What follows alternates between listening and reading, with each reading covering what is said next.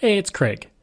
I just wanted to let you know that you can listen to Canadian History X early and ad-free on Amazon Music, included with Prime. The Canadian flag might just be the most beautiful in the world, but I may be a bit biased in that assessment. Our athletes wear it on their uniforms when they represent us at the Olympics. It flies across the country outside every federal building. Backpackers sew it to their packs when they venture out on a journey of self-discovery across the world. It's even been tattooed on countless bodies. But to get to this iconic symbol was not an easy or quick process. In fact, it was almost like pulling teeth to make it happen. I'm Craig Baird, this is Canadian History X, and today we're going up the flagpole as I share the story of the Great Canadian Flag Debate.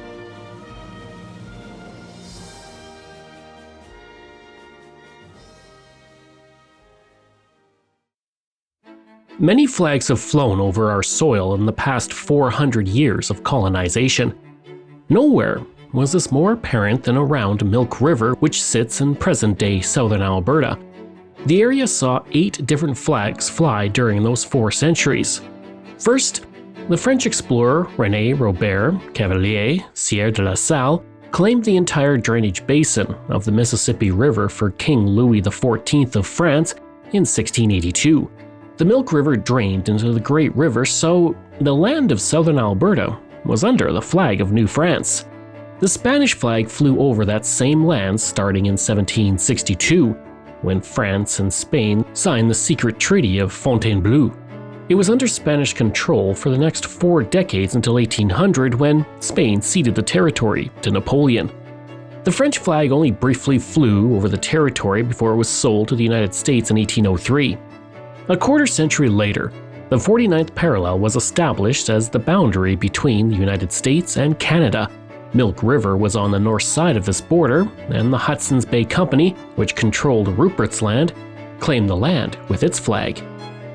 When Rupert's Land was sold to the Dominion of Canada in 1869, the Union Jack became the 6th flag for Milk River. In the early 20th century, the Red Ensign, which many Canadians fought under during the 2 World Wars, became the next flag for the community. The Red Ensign inspired the most pride among Canadians until the mid-1960s, when the community sent up the flagpole, the final flag of Canada, the maple leaf. No government motion established the Canadian Red Ensign, never really an official flag of Canada. If you're unfamiliar with it, the flag is red with the Union Jack occupying the top left corner of it with the shield of the coat of arms of Canada. It emerged as an informal flag to represent Canada as early as the 1870 and was used at sea and on land until it became the country's civil ensign in 1892. From 1892 to 1965, it was the de facto flag, similar to how O Canada was the de facto anthem until Parliament made it official in 1980. The use of the Red Ensign began with our first Prime Minister, Sir John A. Macdonald, in 1868, when he ordered the flag flown within our borders, outside federal buildings, and at patriotic celebrations. In 1891, Governor-General Lord Stanley stated, quote, "The Dominion government has encouraged by precept and example the use on all public buildings throughout the provinces of the Red Ensign with the Canadian badge on the fly, which has come to be considered as the recognized flag of the Dominion, both ashore and afloat." A year later, the British Admiralty warrant authorized the Red Ensign's use on ships registered in Canada, and the flag flew over the Parliament buildings until it was replaced by the Union Jack in 1904. A decision made by Prime Minister Sir Wilfrid Laurier after he was pressured by pro-imperial Canadians who wanted a stronger connection to the United Kingdom as the United States was rising in power. When the First World War began, the Red Ensign featured heavily in patriotic displays and in efforts to recruit soldiers. Photographs of the time show it flying along with the Union Jack at parades, on Canadian troops, and on the official car of Prime Minister Sir Robert Borden. But because it wasn't an official flag, use of the Red Ensign grew as embellishments were added to it. Throughout the 1910s, the Red Ensign appeared with a crown on the shield, a shield in a white circle, and with an olive branch of peace over the shield. To bring some sort of consistency, The federal government asked King George V in 1925 for a new coat of arms of Canada that incorporated symbols for England, Scotland, Ireland, and France.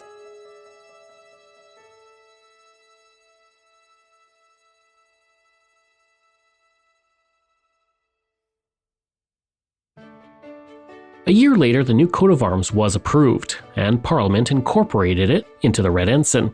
With its widespread use, the Red Ensign was approved for use on government buildings outside of Canada in 1924. Over the next 2 decades, various proposals were put forward for a new flag. The French-Canadian newspaper La Presse published a design on January 11, 1930, that featured the Union Jack, pointed blue stars that formed the Big Dipper constellation, with a large North Star at the top of the flag. When the Second World War began in 1939, then Prime Minister William Lyon Mackenzie King wanted to show support for the United Kingdom, and he had the Union Jack flown over Parliament for the duration of the war. Then, on September 5, 1945, only 3 days after the end of the war, when Governor General Alexander Cambridge, the Earl of Athlone, signed an order in council that stated the Red Ensign could be flown on buildings owned or occupied by the federal government within or outside Canada. This order also identified it as a distinctive Canadian flag. It was about as official as it could get, without being official.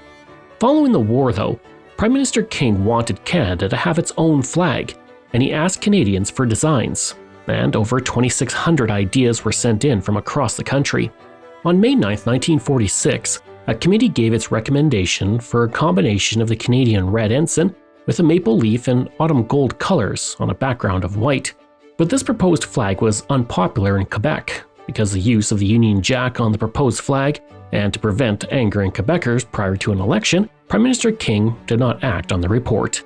And as the 1950s dawned, younger Canadians were looking for independence from the United Kingdom, and attitudes towards the Red Ensign began to change, and many wanted to see a unique flag to be part of that, and Lester B. Pearson would be the guy to take the first steps towards making it happen.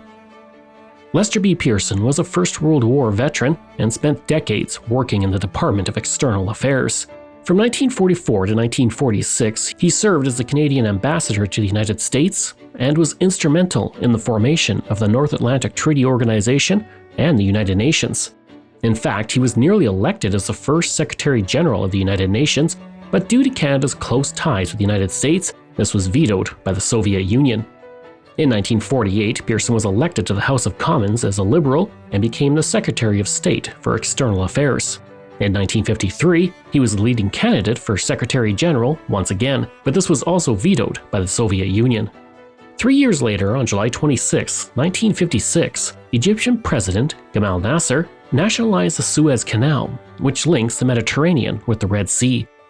It was a vital route for transporting oil to Britain, and without it, all shipments would have to go on a much longer journey around South Africa, and that threatened Britain's economic interests.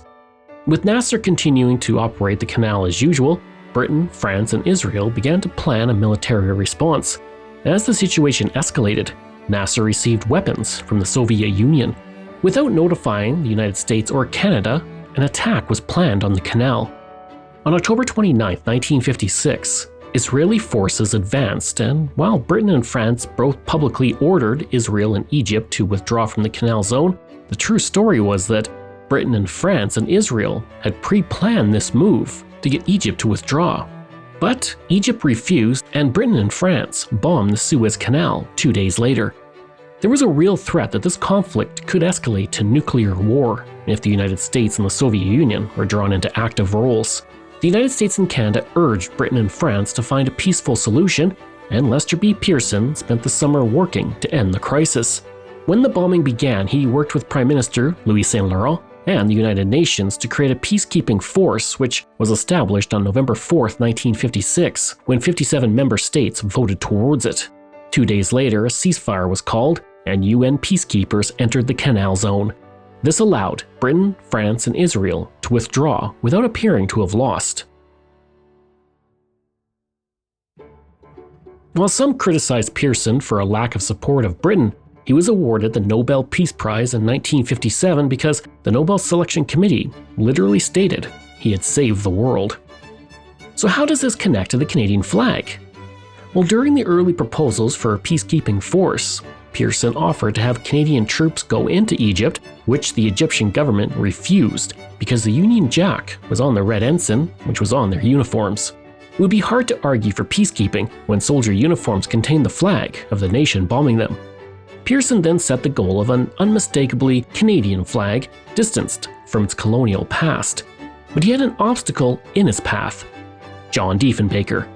And Diefenbaker loved the red ensign. Before I go any further, I want to say that I consider Dief the Chief to be one of Canada's finest prime ministers. But in my opinion, he went a bit overboard in his hatred of a proposed Canadian flag, and I am a bit hard on him for the rest of this episode. John Diefenbaker, leader of the Progressive Conservatives, became Prime Minister by winning the 1957 federal election, which ended 22 years of Liberal rule in Canada. The party would be in power for the next 6 years, but that wouldn't stop Pearson in his quest for a new flag. A 1958 poll found 80% of Canadians wanted a flag different from any other nation, while 60% of those wanted a flag with a maple leaf on it. By January 27, 1960, Pearson was the leader of the Liberals and the official opposition, and he issued a press release stating, quote, "Canadian government taking full responsibility as soon as possible for finding a solution to the flag problem by submitting to Parliament a measure which, if accepted by representatives of the people in Parliament, would, I hope, settle the problem." Diefenbaker, though, refused to explore the potential for a new flag, and in response, Pearson made the new flag part of the Liberal platform in 1961. By 1962 and the election, he integrated it into the election platform. And due to things like the cancellation of the Avro-Arrow program, the Progressive Conservatives were becoming very unpopular, and that election year saw them lose dozens of seats to form a minority government. Their hold on power was becoming weaker with each passing day, and Pearson knew his time was coming, and he'd be ready for it when it arrived. In February 1963, a three-leaf flag design was leaked to the press, some say by the Liberals themselves. It was Pearson's preferred design for the flag and became known as the Pearson pennant, featuring blue bars on either side of three maple leaves attached to one stem.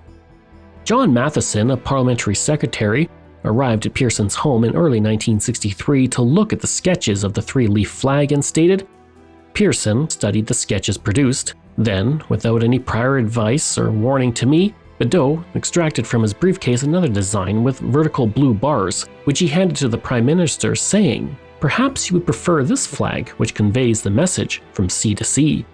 Once the flag design was leaked, the Progressive Conservatives immediately criticized it.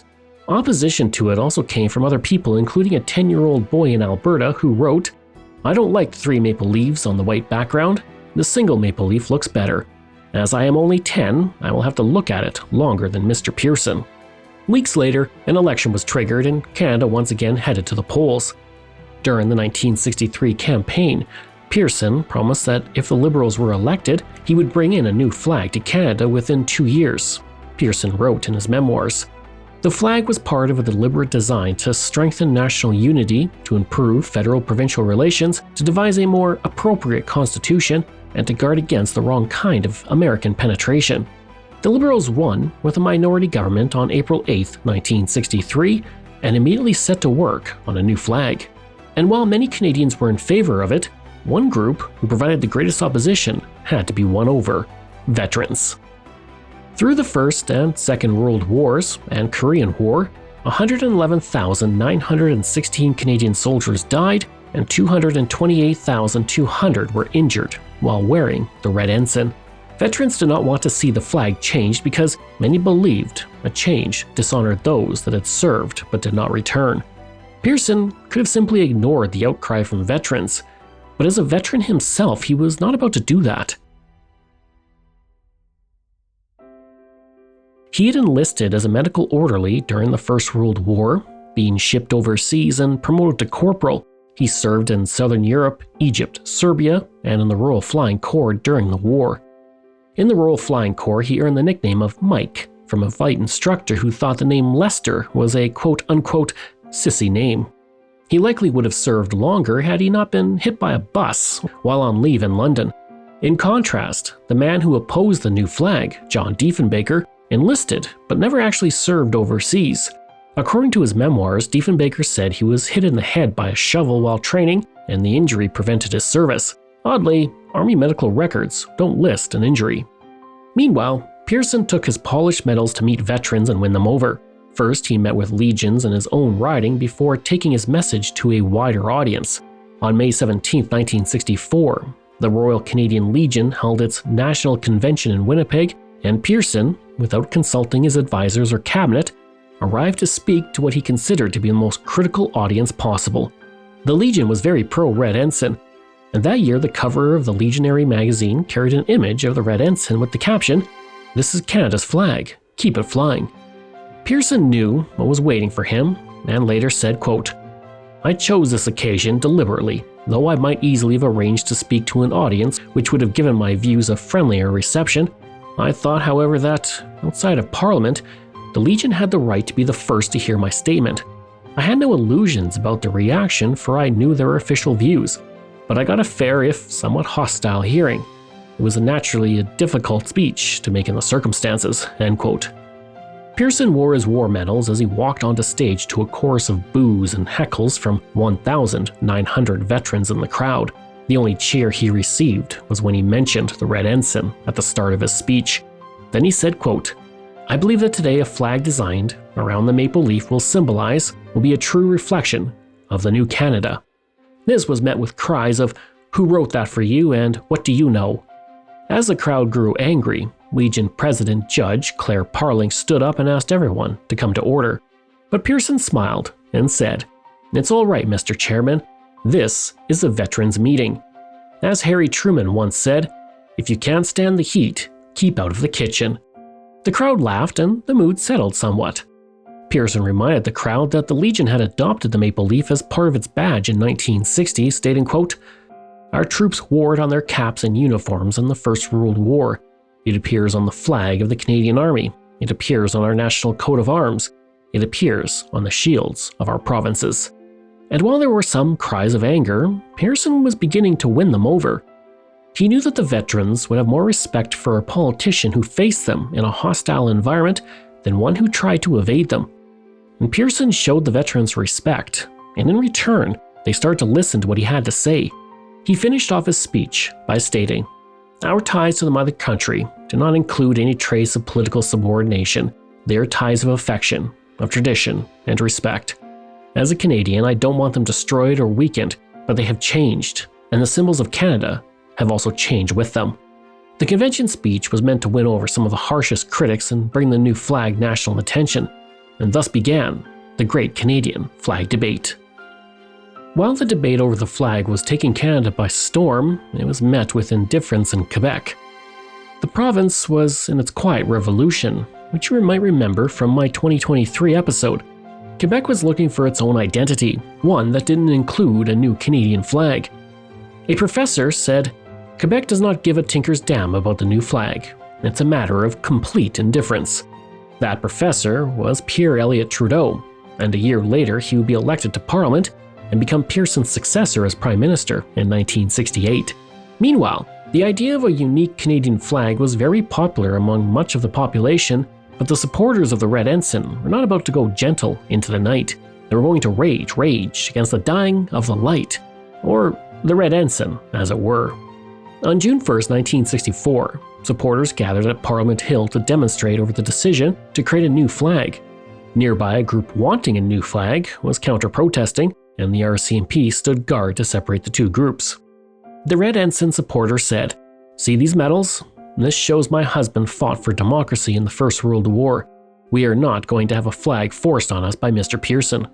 Others carried signs that said, "Get rid of Quebec and down with press propaganda." That same day, Parker Kent, a columnist with the Calgary Herald, conducted an informal poll among readers, which found that most respondents who wanted to keep the Red Ensign were of Anglo-Saxon descent with ancestors from the United Kingdom. Canadians who were descended from other areas of Europe were more in favor of something different. More importantly, the poll found support of a new flag outnumbered the Red Ensign 2-1. One war veteran wrote, "I am wholeheartedly for the Red Ensign. After all, I fought a war under it and for it." In contrast, another war veteran wrote, "I fought a war under the swastika, not under the Red Ensign. My side lost to the one under the Red Ensign, so naturally, I'd like something different, something distinctly Canadian." A flag salesperson in Calgary wrote, "This flag issue has been a wonderful thing for the country. My sales are way up. I can't understand it, but I never sold so many Union Jacks and Red Ensigns in the previous 5 years as I've sold in the last 2 weeks. My suppliers can't keep up." He stated that some factories were working double shifts to keep up with the demand for the Red Ensign. 2 days later, the Globe and Mail published a letter to the editor that had a different solution to the flag issue. Paul Ludger of Guelph wrote, "Consider the possibility of declaring that Canada will be the world's first nation to commit itself to the rationality and be officially flagless. Think of the hope we could offer to the weary millions of the world who are simply sick and tired of nationalism and all the bleeding stupidity it entails." And that idea didn't exactly take off. That same day, Prime Minister Pearson met with 8 Ottawa journalists to get their opinion on his flag design. He considered it to be an off-the-record meeting, but Walter Stewart of the Toronto Star wrote an article about it, while another reporter wrote that Pearson had already chosen the new flag. These articles served as fuel for the fire under John Diefenbaker and the Progressive Conservatives. They criticized Pearson for forcing his flag without consultation. Diefenbaker added in one fiery attack that Pearson had subverted Parliament by personally selecting the flag. And although most Canadians seemed in favor, they did not want the Pearson pennant. A poll in August 1964 found that 48% of Canadians liked the pennant, while 41% disliked it.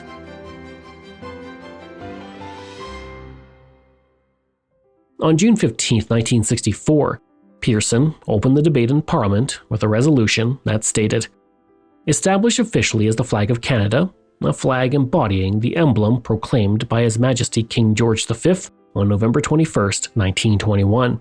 3 maple leaves conjoined on one stem in the color of red and white, then designated for Canada, the red leaves occupying a field of white between vertical sections of blue on the edges of the flag." John Diefenbaker, with his booming voice and skill for long speeches, stated that if there was to be a flag, it needed to include the quote-unquote founding races of Canada, which he considered to be English and French settlers. The Indigenous peoples must have slipped his mind. Pearson, in contrast, wanted the flag to honor Canadian history, while also removing colonial symbols that could threaten unity and anger Quebec nationalists. So what happens when the unstoppable force of Pearson meets the immovable object of Diefenbaker? You get a very long parliamentary debate. June turned into July, as Diefenbaker held a filibuster with no end in sight. He stated the Pearson pennant didn't honor Canadian traditions, which he stated were British and Christian. He demanded a referendum on the new flag, which Pearson refused. Parliamentary sessions were extended through August to keep things moving, but it was of no use. As a compromise, Pearson yielded to creating a special flag committee on September 10, 1964. This would be a 15-person panel made up of 7 Liberals, 5 Conservatives, and 1 member of the 3 minor parties in Parliament, which had exactly 6 weeks to create a new flag. Herman Maxwell Batten, a Liberal MP from Newfoundland, was chosen as the chair. Liberal MP John Matheson told the press, "We're going to have a new flag by Christmas. It's going to be a distinctive national flag, and it will be based on this historic and proud emblem of Canada, the maple leaf." Canadians were asked to submit their designs for a new flag, and they answered the call. Flags, some good, some okay, and some a bit odd, were submitted. Personally, I liked the flag that featured John, Paul, George, and Ringo in the corners, separated by the St. George's Cross. The Beatles were huge in 1964, so there were actually a couple of designs featuring the Fab Four. But over the course of 35 intense meetings, members reviewed 3,541 entries, or about 100 flags per meeting, averaging a dozen or more per hour. 2,136 featured the maple leaf, 408 featured the Union Jack, 389 had the beaver on it, and 359 had the fleur-de-lis. But as the Flag Committee's deadline drew near, a historian, Rhodes Scholar, and Second World War veteran was quietly putting together his idea for a flag. George Stanley was born in Calgary in 1907. He went to Oxford, earned a doctorate in philosophy, and won the Spengler Cup with the Oxford ice hockey team. While at Oxford, he wrote his first book, The Birth of Western Canada, A History of the Riel Rebellions. During the Second World War, he served as an infantry training officer and military historian, eventually reaching the rank of lieutenant colonel. After the war, he taught history at the University of Columbia and the Royal Military College.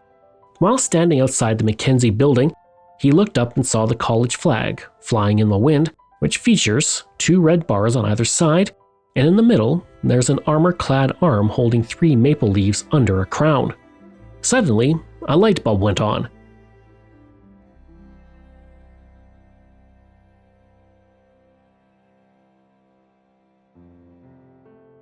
Stanley had been following the whole flag issue for months. On March 23, 1964, he even wrote to John Matheson stating that a new flag had to avoid national and racial symbols that could be seen as divisive in nature. He considered a flag carrying the Union Jack or fleur-de-lis to be inadvisable.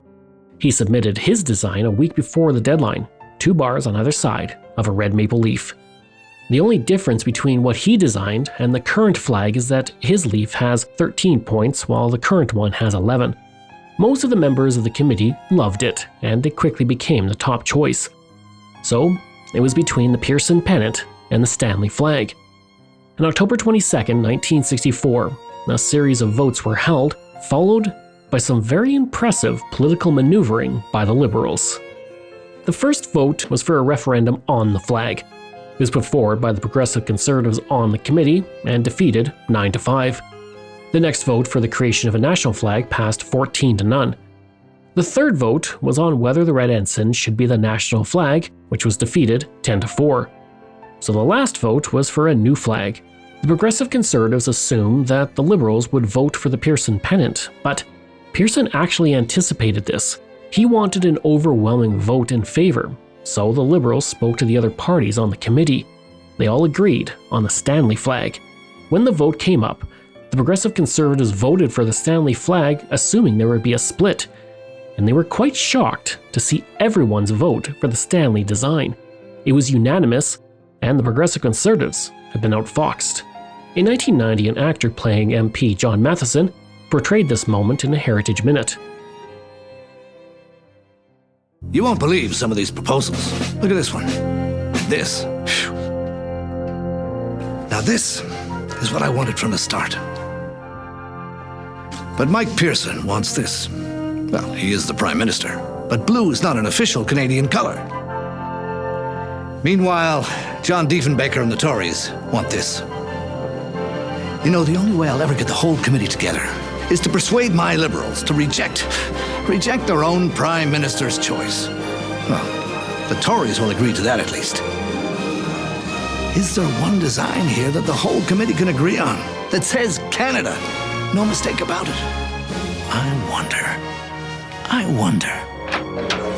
Prime Minister and Mr. Diefenbaker, I was just talking about you. Are we all going to the same party?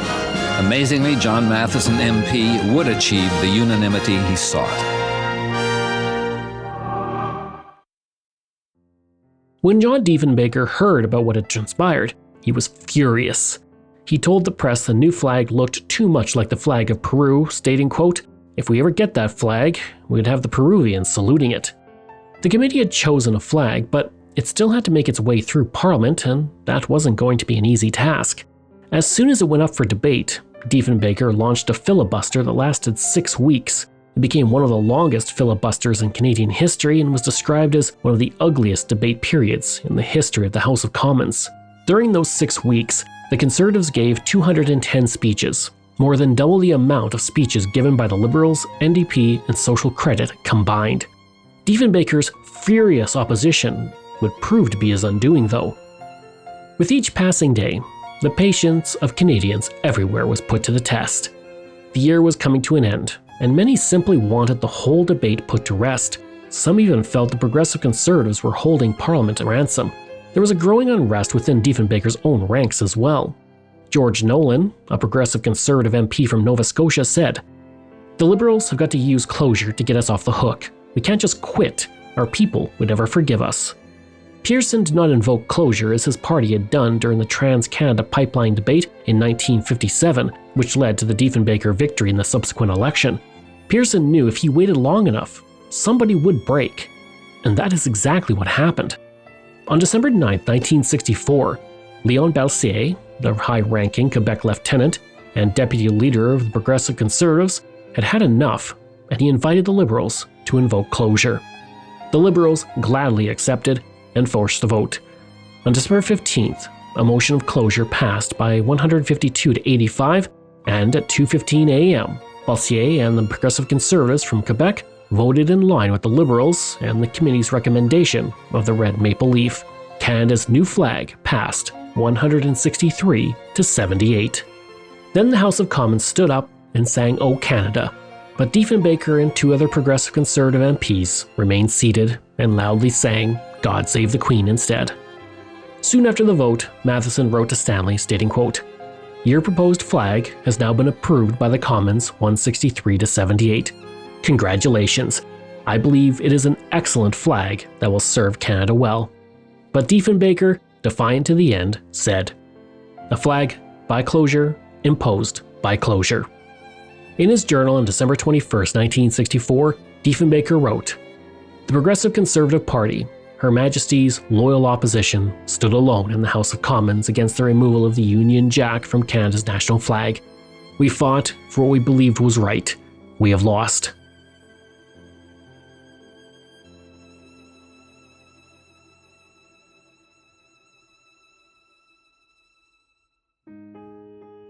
The break by Belsier never healed. He had served with the Progressive Conservatives since 1949 and had held 3 cabinet portfolios under Prime Minister Diefenbaker.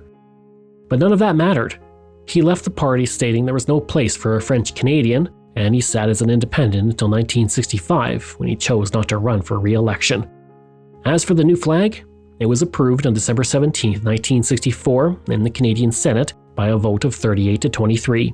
Diefenbaker said to Pearson, "You have done more to divide the country than any other prime minister."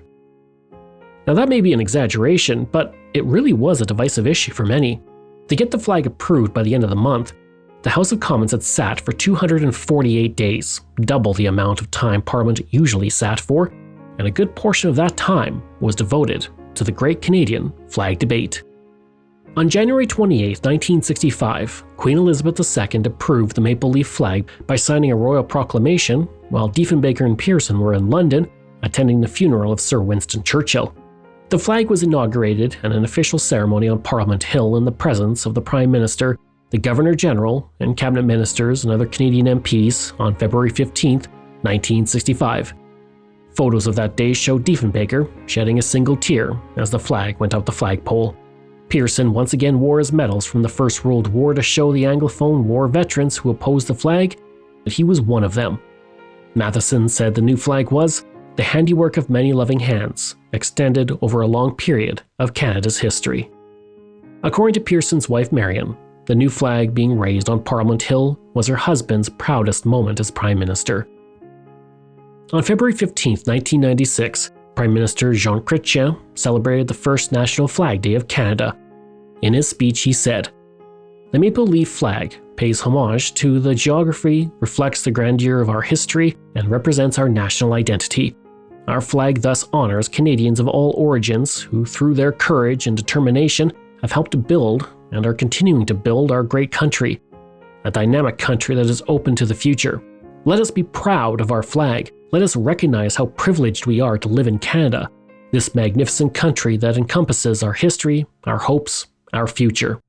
The Red Ensign hasn't disappeared either. It can still be found in connection with some veterans organizations, and both Ontario and Manitoba's flags use versions of the Red Ensign on their provincial flags.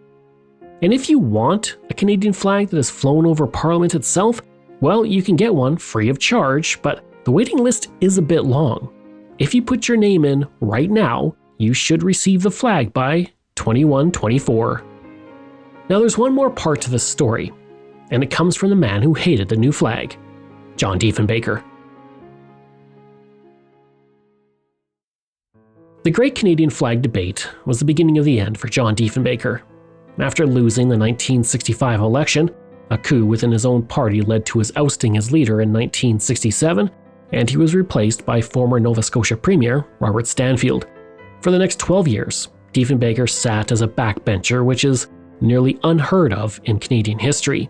On August 16, 1979, Diefenbaker died, having outlived Pearson by 7 years. In a funeral he had planned down to the smallest detail, Diefenbaker's body lay in state in the Hall of Honour in Parliament for 2.5 days while 10,000 Canadians walked past. Then began a slow journey by train to his final resting place in Saskatoon, Saskatchewan. And when his casket was lowered into the ground, it was draped in the Canadian maple leaf flag. But just over the top of that flag, partially obscuring it, was the red ensign. I hope you enjoyed that episode and our look at the Great Canadian Flag Debate. Information from Canadian Encyclopedia, Canada's History, Wikipedia, CBC, Canada.ca, RCINet.ca, Maclean's, The Flags of Canada, CRWFlags.com. This show is researched, produced, and written by me, Craig Baird, with the help of Dila Velasquez. Audio production and design by Rosalind Kufor. If this is your first time listening and you like what you heard, please take a moment and give us a 5-star review to help other people find these amazing stories. And there are so many for you to sink your teeth into. If you enjoy this podcast, then please check out my other podcasts, From John to Justin, Canada, A Yearly Journey, Pucks and Cups, and Canada's Great War. We love hearing from you, so if you have a show topic you want me to cover, email me at craig@canadaehx.com. Or stop by my website and social media. I'll include all of those in my show notes. Until next time, I'm Craig Baird, and this is Canadian History X.